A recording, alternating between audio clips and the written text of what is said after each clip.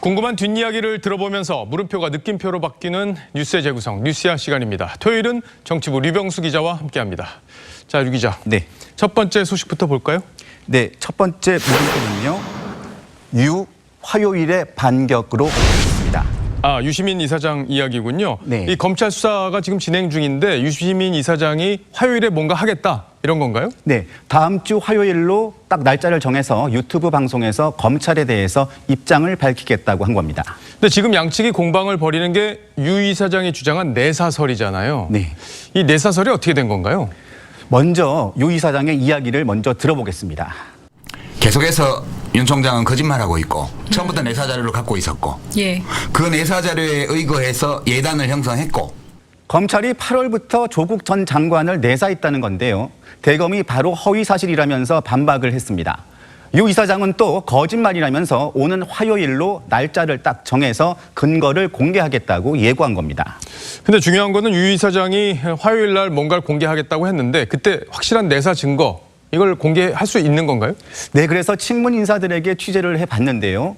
윤 총장이 조국 사모펀드의 심각성을 청와대에 알렸는데 그 시점이 조 장관 지명 이전이라는 겁니다. 아, 조 장관 지명 이전에 이미 조사를 하고 있었고 그걸 가지고 청와대 문제를 제기해서 조 장관을 낙마시키려고 했다. 이런 게 지금 유 이사장의 생각인 것 같은데 그러니까 결국에는 근거가 있느냐 없느냐 이게 중요한 거잖아요. 네, 그렇습니다.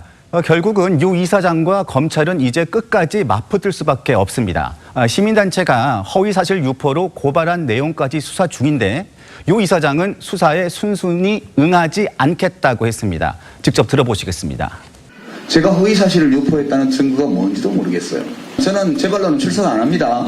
체포영장이든 구인장이든 뭐든 하여튼.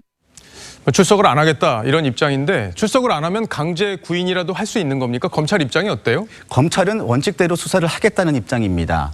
윤 총장의 발언을 한번 들어보시겠습니다. 예. 까지 하는 자칭 언론인 유시민의 수사는 어찌해야 합니까? 고발 사건이니까 저희가 원칙대로 절차에 따라서 수사를 하겠습니다. 이 수사 상황은 뭐 저희가 계속 지켜봐야 될 것 같고 어쨌든 화요일에 공개한다는 내사설의 근거 이게 뭘지 궁금합니다. 자, 첫 번째 물음표는 어떻게 정리할 수 있을까요? 예, 검찰 내부 기류도 끝장을 보겠다는 겁니다. 사실 윤석열 총장의 칼끝을 피해가기 어려운데요. 그래서 첫 물음표 화요일의 반격은 윤유 대첩으로 하겠습니다. 윤유 대첩. 윤석열 총장과 유시민 이사장 간의 대첩이다. 이렇게 정리를 할 수 있겠군요. 네. 자, 다음 소식으로 가볼까요? 다음 물음표는 뭔가요? 네, 두 번째 물음표는 문키즈 불출마. 왜로 하겠습니다. 예, 저 화면에 보이는 두 의원이 불출마를 선언해서 지금 여당이 시끌시끌 하던데 이 앞에 리포트에서 저희가 보도해드렸는데 당대표의 책임론까지 거론했다. 이거 보통 상황은 아닌 것 같아요. 네, 이철희 의원이 언론 인터뷰를 통해서 당이 무기력하고 활력이 없는 책임의 상당 부분이 이해찬 대표에게 있다고 했습니다. 이 대표는 조국 사태에서 계속 원팀을 강조하면서 개별 목소리를 막았었는데요. 결과적으로 불만이 폭발하고 있는 겁니다. 자, 그런데 두 의원의 불출마 이유를 좀 볼 필요가 있어요. 조국 사태에서 내로남불 지적이 좀 부끄럽다 이런 얘기도 했었고 근데 이게 진짜 그런 건지 아니면 다른 정치적인 또 이유가 있는 건지 여러 가지 해석들이 지금 나오고 있는 것 같아요. 네, 여러 해석이 있는데요. 이철희 의원은 청와대 정무수석 자리를 원하는데 청와대에서는 호의적이지 않다는 얘기가 있습니다.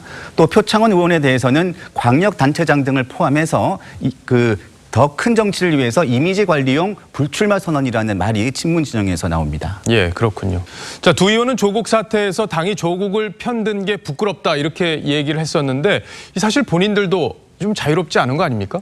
네, 두 의원은 특히 법사위원이기 때문에 조 전 장관을 옹호했거든요. 그 장면을 한번 보시겠습니다. 지금 진단서를 뗄 수 없는 지금 이 진단서를 뗄 수 없는 조건. 뭐 제 심적으로는 참 견디기 힘들었을 것 같은데. 예, 많이 힘들었습니다. 네, 그것 또한 이 시대가 우리 조국 후보자에게 부여한 사명이라 좀 생각해주면 좋겠고요. 또 두 의원은 조국 옹호 과정에서 야당 의원들과 말싸움도 잦았는데요. 대표적인 장면을 한번 잠깐 보겠습니다. 할 짓을 해야지 말이야. 뭐? 장재원, 왜 표창원? 이리 와봐. 탈취? 장모님! 자, 우리 희어가 무슨 뜻입니까? 아세요? 희어가 듣는 겁니다. 청문회는 듣는 자리라고요. 내가 국민학생입니까? 언론 질의하세요. 국민학생보다 못하시잖아요 지금. 뭐 저런 말들이 상당히 거칠게 들리기도 합니다. 저 두 의원들의 불출마가 진정성이 있으려면 어떤 저런 행동들에 대한 본인들의 입장도 나와야 되지 않을까 이런 생각이 드는데 일단 두 의원의 불출마 선언 이게 여당 내에서는 여러 가지 파장을 낳고 있는 건 맞는 거죠? 네, 여야 모두 총선 승리를 위해선 반드시 물갈이가 필요한데요. 이번 불출마 선언이 촉매제가 될 가능성은 커 보입니다. 자, 그럼 계속 지켜봐야 되겠군요. 자, 두 번째 물음표는 어떻게 정리할 수 있을까요? 그래서 두 번째 물음표는 문퀴즈 불출마 외에는 사직생도 전략 이렇게 하겠습니다. 그렇군요. 죽으려고 하는 자가 산다. 뭐 이런 취지의 얘기인데 그것도 전략이 숨어 있다. 이렇게 볼 수 있겠어요. 네. 자, 세 번째 물음표로 넘어가 볼까요? 네, 세 번째 물음표는요. 박의 공화당 공격 외 이렇게 정했습니다. 예, 저도 이 관련 소식을 보고 조금 의아하기도 하고 속사정에 어떤 게 있는지 궁금하기도 했는데 박근혜 전 대통령이 공화당을 공격했다. 이게 좀 의아하게 들립니다. 네, 일단 공화당은 메시지 자체가 없다고 확인을 했습니다. 아, 박근혜 전 대통령으로부터 온 메시지는 없다. 이렇게 주장을 하는 거군요. 네네. 예, 실제 그렇습니까? 그렇지 않습니다. 제가 취재를 해보니까 박 전 대통령의 메시지는 있었습니다. 내용은 이렇습니다.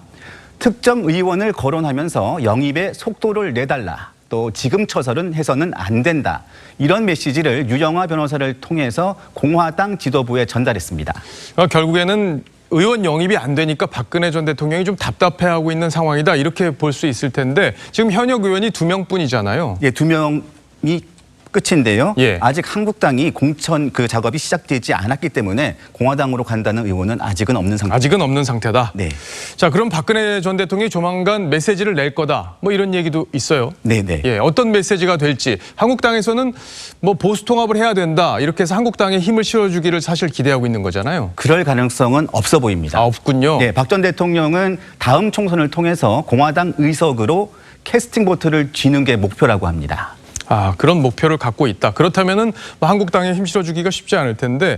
자, 문재인 대통령 소식도 하나 보겠습니다. 어제 기자들과 만나서 본인 자랑을 좀 했다. 이런 얘기들이 보도가 됐어요. 어떤 내용인지 소개를 해주시죠. 네, 맞습니다. 어제 춘추관에서 출입 기자들을 만났는데요. 이 자리에서 본인만큼 국민들로부터 사랑을 많이 받은 정치인이 잘 없을 것이라고 말했습니다. 아, 본인이 사랑을 그만큼 많이 받고 있다. 스스로 그렇게 평가하고 있는 거군요. 네. 예, 그 말은 뭐 시청자 여러분 각자 판단하실 수밖에 없는 그런 내용이 아닐까 싶습니다. 자, 세 번째 물음표도 정리를 좀 해주시죠. 네, 그래서 세 번째 물음표 박의 공화당 공격 외는 공화당의 구인난으로 하겠습니다. 예.